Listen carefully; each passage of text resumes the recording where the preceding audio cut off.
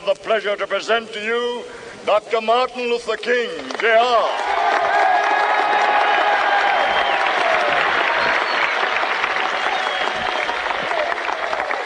I am happy to join with you today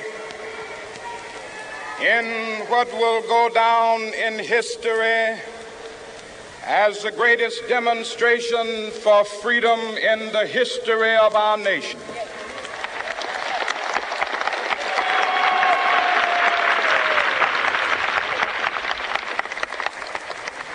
Five score years ago, a great American in whose symbolic shadow we stand today signed the Emancipation Proclamation.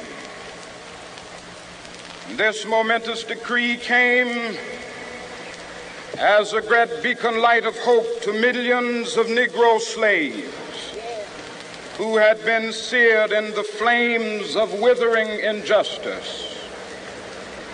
It came as a joyous daybreak to end the long night of their captivity. But 100 years later,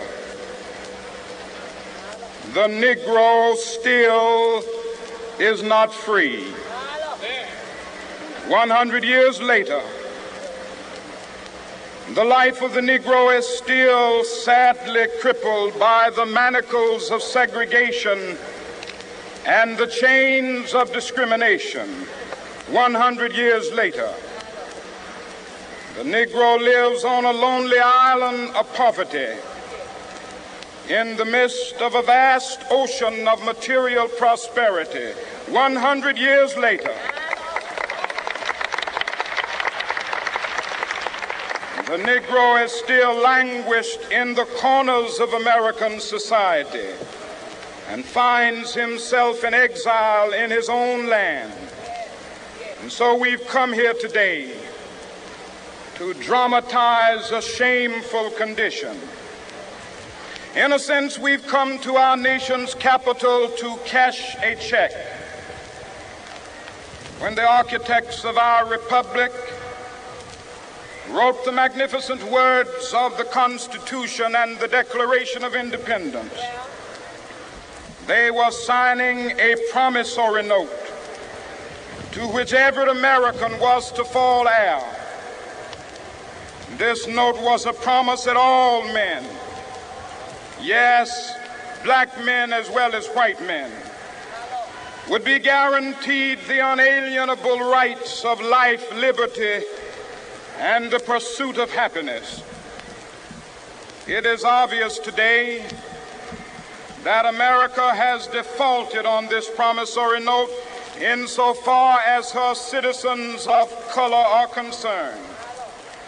Instead of honoring this sacred obligation, America has given the Negro people a bad check, a check which has come back marked insufficient funds.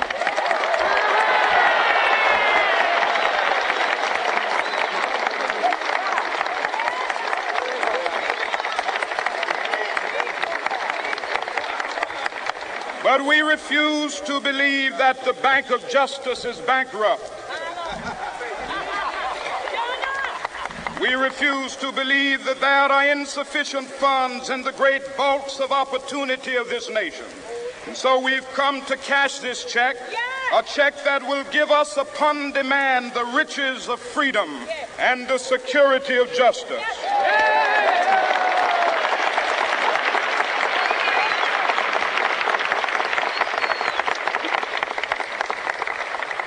We have also come to this hallowed spot to remind America of the fierce urgency of now. This is no time to engage in the luxury of cooling off or to take the tranquilizing drug of gradualism.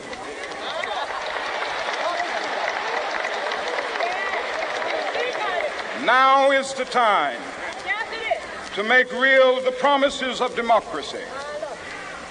Now is the time to rise from the dark and desolate valley of segregation to the sunlit path of racial justice.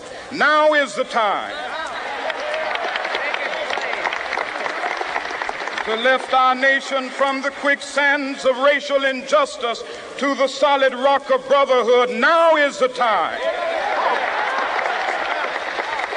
to make justice a reality for all of God's children. It would be fatal for the nation to overlook the urgency of the moment. This sweltering summit of the Negro's legitimate discontent will not pass until that is an invigorating autumn of freedom and equality. 1963 is not an end, but a beginning. Those who hope that the Negro needed to blow off steam and will now be content will have a rude awakening if the nation returns to business as usual.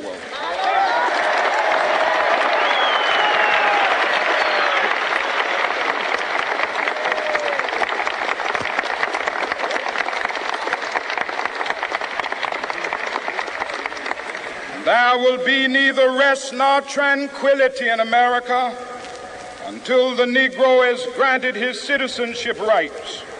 The whirlwinds of revolt will continue to shake the foundations of our nation until the bright day of justice emerges. But that is something that I must say to my people who stand on the warm threshold which leads into the palace of justice. In the process of gaining our rightful place, we must not be guilty of wrongful deeds. Let us not seek to satisfy our thirst for freedom by drinking from the cup of bitterness and hatred.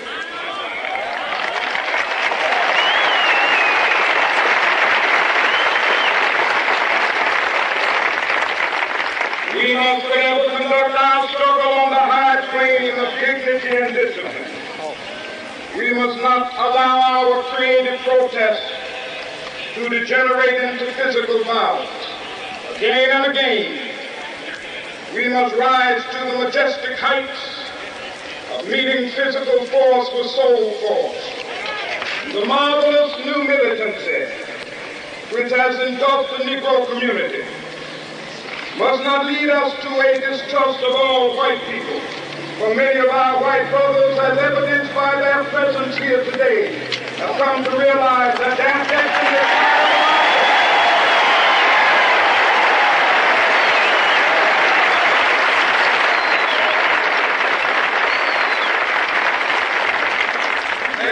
is to realize that their freedom is inextricably bound to our freedom. We cannot walk alone. As we walk, we must make the pledge that we shall always march ahead. We cannot turn back. There are those who are asking the devotees of civil rights, when will you be satisfied?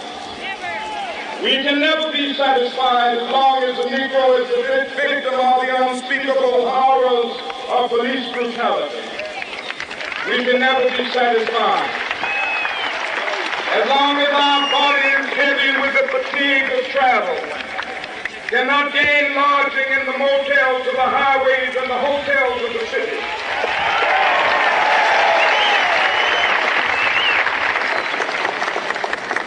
We cannot be satisfied as long as a Negro in Mississippi cannot vote and a Negro in New York believes he has nothing for which to vote.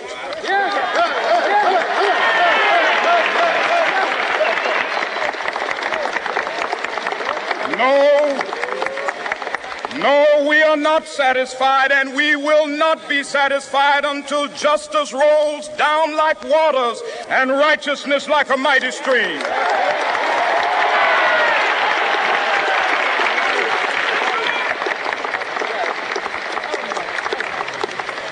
I am not unmindful that some of you have come here out of great trials and tribulations. Some of you have come fresh from narrow jail cells. Some of you have come from areas where your quest for freedom left you battered by the storms of persecution and staggered by the winds of police brutality.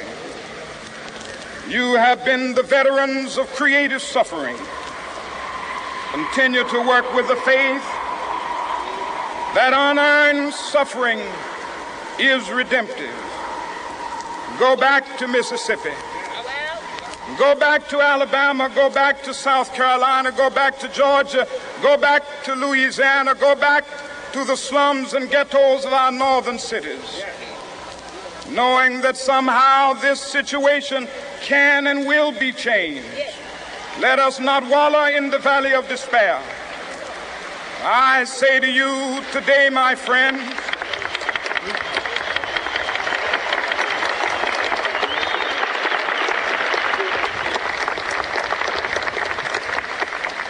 so even though we face the difficulties of today and tomorrow, I still have a dream. It is a dream deeply rooted in the American dream. I have a dream that one day this nation will rise up and live out the true meaning of its creed. We hold these truths to be self-evident, that all men are created equal.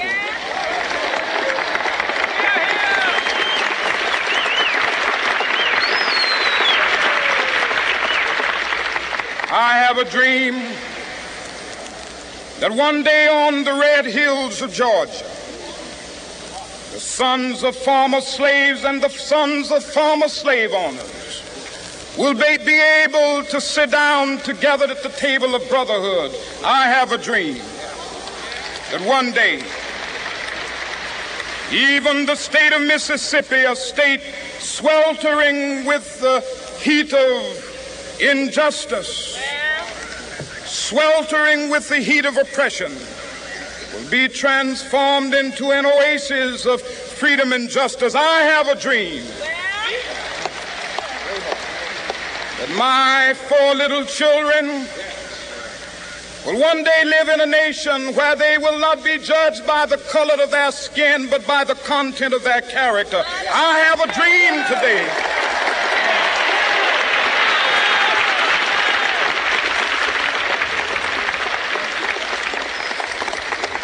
I have a dream that one day down in Alabama, with its vicious racists, with its governor having his lips dripping with the words of interposition and nullification, one day right there in Alabama, little black boys and black girls will be able to join hands with little white boys and white girls as sisters and brothers. I have a dream today.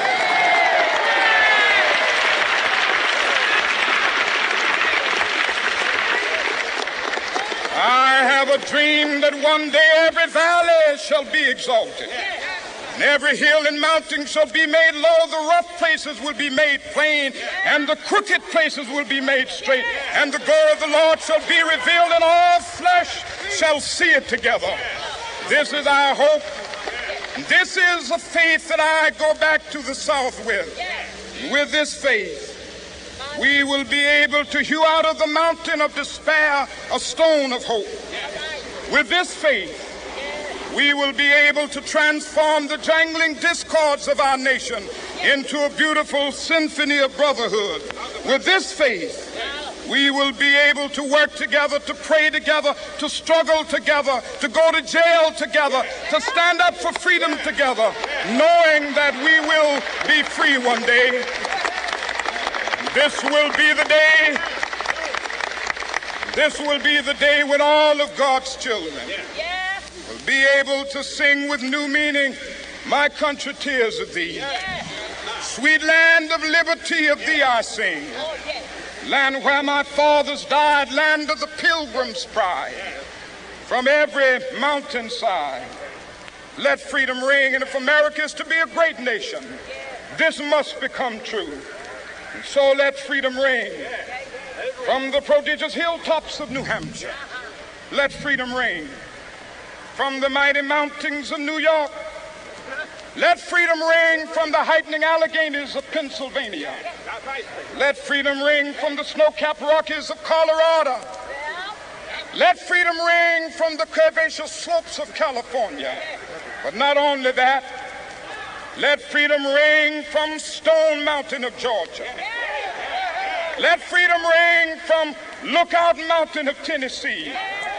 Let freedom ring from every hill and molehill of Mississippi, from every mountainside. Let freedom ring, and when this happens,